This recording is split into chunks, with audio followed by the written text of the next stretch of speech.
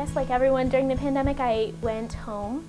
So I was with my family. Love my family, but I felt very separated from all of my friends, especially here at CCM. I was actually abroad when it really hit at first. I got sent home and I was kind of dealing with that. It was very dramatic because none of us knew what was going on. There was no lack of desire for community, and it was actually where people were turning to us and say, like, what do we do now? There's no church. So we set up Zoom calls, we set up Mass online, which is something that we had never done before. Daily rosaries on Zoom at 8 p.m. And so we had a good solid group of friends joining every night to pray together. I was reading the stuff that was put out in the weekly emails. I was communicating with people that I'd met through CCM frequently about not only my faith life, but just life in general.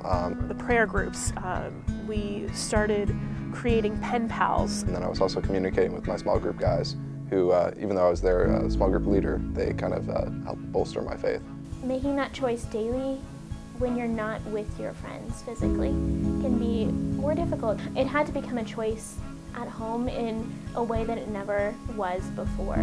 We were also going through a renovation of the shrine at the time, so our church was actually closed, not only because of COVID, but because it was actually under renovation. So we had a temporary chapel that we were working out of and doing things like that. So it was just a lot of temporariness.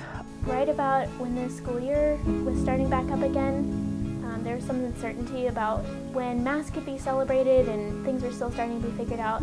As a student board and the staff here really came to the conclusion that without the sacraments, we shouldn't be doing anything else. Because the whole purpose of this ministry is to lead people to Christ in the sacraments, not to lead people to us. We as Catholics recognize that Christ comes to us sacramentally. He comes to us in the flesh, in the Eucharist. He comes to us face to face or behind a screen in confession. And if you have to wear a mask, fine, you wear a mask. And if you have to socially distance, you do what you got to do, but you do what you got to do to get to Jesus. And nothing will stop you because you have that personal relationship with Christ. One of the most beautiful things was almost every other distraction in life was shut down when we came back to school. It wasn't an option.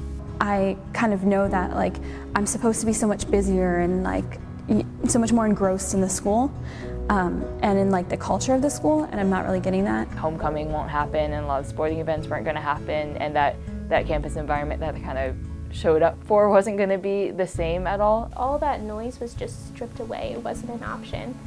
And so when they start to hear that call of God on their heart, they started looking for us. And so they just showed up in droves, and what we could invite people to was prayer and the sacraments. To our masses, to our holy hours, to small groups and all these things. And these things are exploding. 3 times the amount of small groups that we did before. I think the most people we've ever had showing up for daily Mass. We've had like 30, 35 of our students head over to St. Bede on Saturday when we don't have a Mass. They go over there. And that was so, so beautiful to see a community transformed and just even more rooted in prayer and the sacraments, and friendships really grew out of that. I don't know what it would have been like without the pandemic, but what I do know is that I am very grateful for what I do have here at CCM.